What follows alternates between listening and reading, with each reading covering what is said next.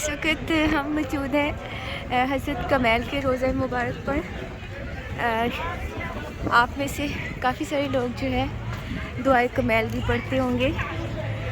तो ये वही हज़रत कमैल है जिनकी दुआ जो है वो दुआए कमैल के नाम से बहुत ज़्यादा मशहूर है और पढ़ी जाती है।